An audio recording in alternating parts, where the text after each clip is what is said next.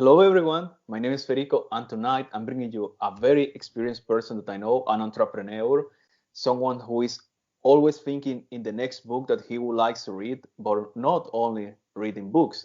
He's a writer and even has created his own podcast. His name is Roy Coughlan. He's an Irish, a good friend of mine, a Toastmaster who is always thinking in the next great idea.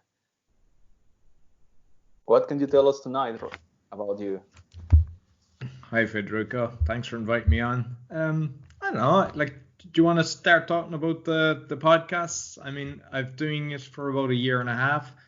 The first one that I did was it was the speaking podcast, and it was my way of giving back because, as you mentioned, I was in Toastmasters, and prior to that, I hated public speaking. So I realized how much it has actually benefited me, and I started interviewing people as well as yourself, all different people from all different countries. I think about 15 different countries covered, and just different tips and tricks, whether it's about public speaking, how they prepare their speech, whether it's a workshop, whether it's a complete event, and they tell us exactly how to do it, emceeing and everything. So that was the main podcast that I did. I then later did one on meditation. So I did the meditation podcast. And the reason I did that is I go to a lot of events and I like the kind of meditation and breath work. And I was listening to different meditation podcasts, but then eventually they take off the meditation, or then they convert it to a charge payment plan. And I thought it's kind of not great. So I said, I'm going to reach out to them, all my friends. And currently I have about 20 episodes, but I'm getting more as well for that, for the meditation one. And with the speaking podcast, I'm into 50 plus. And with all my podcasts, they've all got into the charts. They've all got to number one at some stage, both in the UK, in Germany, and other countries as well. And the third one that I've done, and which actually has turned out to be one of the most successful, is the Learn Polish podcast. And what happened with that is I wanted to improve my Polish. I've got a son that I have equal custody with, and I wanted to be able to, if he's got homework, or just to speak, to be better with my Polish, with the grammar and everything. So I said, okay, I like listening to podcasts, so I will find some podcasts that will help me with my Polish. And the ones that I found were either only in Polish, so for me, that's not how I learn. And the other one was they were scripted. And I really do not like scripted things because there's no heart. It's not natural. So I didn't enjoy it. So with my ex-wife, who's actually a teacher in Polona school, we created a podcast called Learn Polish Podcast. And it's just like 5 minutes, different themes, and it's fun. And we're just kind of having a laugh, but I'm getting great comments, and it's just constantly more people following it, more downloads. And I try to put that out once a week. And what has been something new that you learned with this experience of creating a podcast, especially as you move to online things?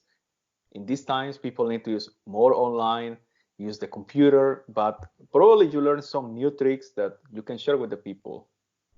Yeah, well, the first thing is, I mean, you fear something new. You think, oh, this is difficult and everything. So what's happening is I'm not only recording the podcast, like in the US online, but a lot of times people are there. Like you came to my place and we recorded there. So I'm editing it as well. So what I did is I paid an engineer to come in and give me about 4 hours of training how to do it. I use Audacity. It's a free software. And I just use a few different things. I got my brother, a friend, and a beatboxer to do the music. So I have an intro music. They're all different for the 3 podcasts that I've got. And it's just a cut and paste. You just cut the file, put in the music in the start, and it's easy enough.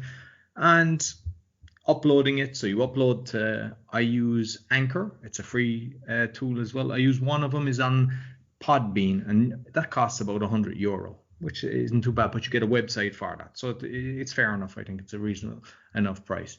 And regarding promotion, so you put it on LinkedIn, on Facebook, and you can create a Facebook page. Like I've got the speaking podcast one, I've got the meditation. I never did one for the Learn Polish. I just put it on my own Facebook and put it on thing. But my advice is, if you want to do a podcast, speak about something that you're passionate about, or to help. A lot of people are actually making an income from it. You can do a Patreon page. I don't. I'm just doing it as a kind of give back, but I'm promoting myself. So I tell people go to my website, roycoughlan.com, and then I've got a few different things, properties or whatever. But as far as getting a sponsor in, that's not my thing. But I know that as a business, you can actually make a good income from podcasting as well. And how difficult was the beginning for you to move to the online ideas with the podcast? It wasn't actually that bad. I mean, like once I looked at it, I actually read, I think, 7 books. You're aware I love reading, so some years I can read 100 books, and I said, okay, I want to read about it, and I read a lot of books, but in the reality, you don't need to do that. Most of the stuff is on video. I even created a video. So if you go into, I believe it's my speaking podcast on YouTube, or else it's Roy Coughlan, I've done a video of how to do it. It's about 30 minutes, and I tell you exactly what to do. If anyone's interested, they can reach out. I will help anybody in getting set up to do this. Sure, I'm going to share the link with you, with the people from you, because I believe that is, let's say, very important for the people to start testing new things, to discover how the internet is working.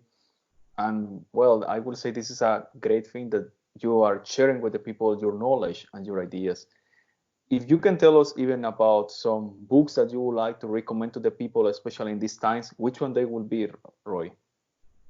Do you mean in podcasting or in books in general?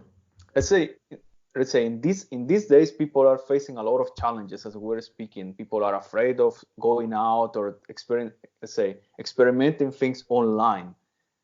What can you advise to the people, especially as you are a very knowledgeable person in a lot of books? I think just constantly be learning. Like for me, I mean, I mentioned about the books, but I use Gaia.com. There's some brilliant programs on that. I use Masterclass. So for even my speaking journey, which is just over 3 years now, I read a few speaking books, TEDx books, watched TEDx talks. I looked at Masterclass, and just constantly be learning, because I believe that you're either growing or you're dying. I don't know, like, don't be stuck watching the television, and please don't be looking at the news, because the news is just negativity. And if you're listening to that constantly, it'll twist your mind. Or if you're surrounded by people that are taught, you need to actually grow and do what you want to enjoy. Like, even learn how to paint, learn how to do new things, play an instrument, and just do a podcast. If you've been thinking about it, just do it. You can go on, do a search, how do I start a podcast? There's videos there. Like I mentioned, I have something up there. There's other people doing the same thing, and people will be there to help you. We're not competing. We're just all out there to have fun. And one book that you could recommend us to read this year, Roy, maybe your book. Maybe you can tell us a bit about your book. My book is called New World Revolution, and yeah, I'm planning on actually releasing it. I mean, there was a few copies that I done because I printed it out just to get comments and everything. And my book is about actually making change in the world. So the things that I don't like, I mean, we're both kind of say the same things. Be the agent of change is something that you say, and I'm kind of saying if there's something that you don't like in the world, be the change that you want to see. So for me, it was, okay, I don't like the way the pharmaceuticals are working. I don't like the medical industry. I don't like that all the products that we're using, they have, like, especially for children, they have a nice bunny rabbit, but it contains toxic ingredients in it. So, like, I'm showing what these different things are, but I'm also giving solutions. So the book that I've written is about making the world a place that I actually am proud to be on, and where we're all helping each other instead of competing for money and power. Thank you very much, Roy. I believe that all these things are very useful. Do you have a link of your website so I can share it with the audience? Yeah, it's roycoughlan.com. Perfect. We're going to share it with the audience. Any final thoughts that you would like to share, Roy? I just don't ever be afraid of something. If you fear it, like with me with public speaking, just go straight on and reach out. If you have a problem, if you're feeling down or whatever, don't just curl up and just reach out. Tell people, hey, not feeling the best today, or look, I'd like to try something. Get 10 people together. Hey, let's try something new. Let's do an art class. Let's do something. And just make a change like that. And it'll just be for the better and positive. Thank you very much, Roy. And hopefully we will see you soon. And thank you for everything, for your great thoughts, and see you the next time. Okay, take care, Federico. See Take you. care. Bye.